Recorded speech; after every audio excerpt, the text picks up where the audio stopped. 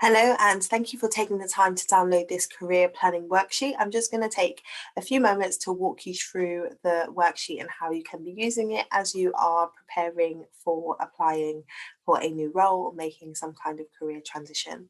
So the first thing that you want to do is write down what your target role is up here on the right, and then write down what your current role is.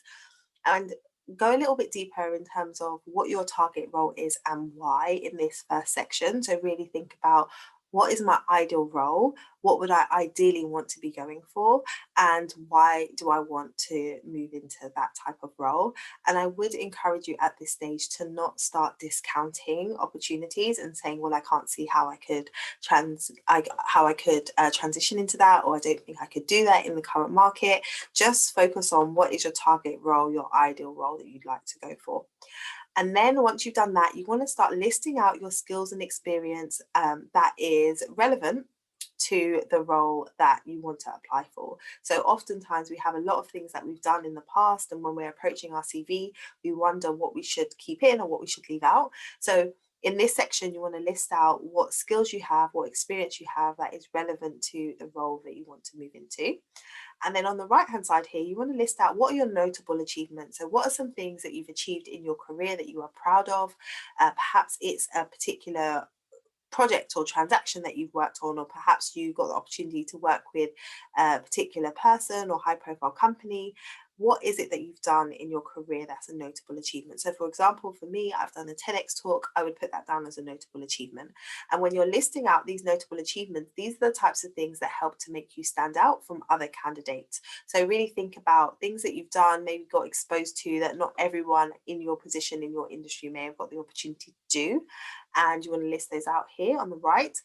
And then this section here is about identifying what your skills gaps are. So if you identify that you want to move into a particular role that's a little bit different from what you've been doing in the past, and you feel like you don't tick all of the boxes when you're looking at job specs or descriptions for the role, what are some of those gaps? Identify what those gaps are, because there may well be ways that you can plug those gaps, whether that is looking at ways that you can gain some experience, looking at ways that you could take a short course or get exposure to a particular project or item that is on that list that you could be working on right now to close the gap between where you are now and where you want to be.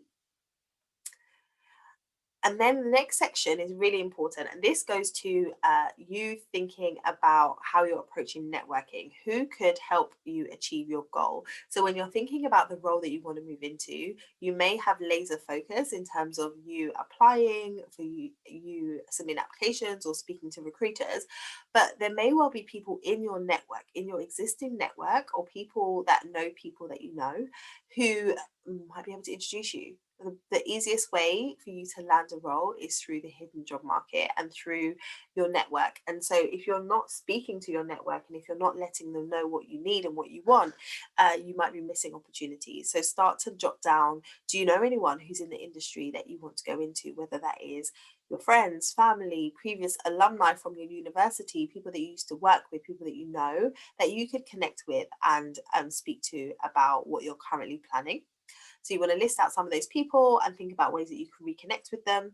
And then lastly, action plan. So when you've thought about all of these things, you've thought about what you want to do, you've thought about what your skills are, what the gaps are, who you could speak to, then just jot down your action plan. What are the things that you're going to commit to doing that are going to help you to keep moving forward towards landing the role that you want? So you might have things on here like identify what my key skills are, get clear on what I'm looking for in terms of a company and culture, identify what my values are, update my CV, update my LinkedIn, start networking with people. There might be various things that you choose there, but ultimately you want to set out your action plan so you know what you need to be focused on.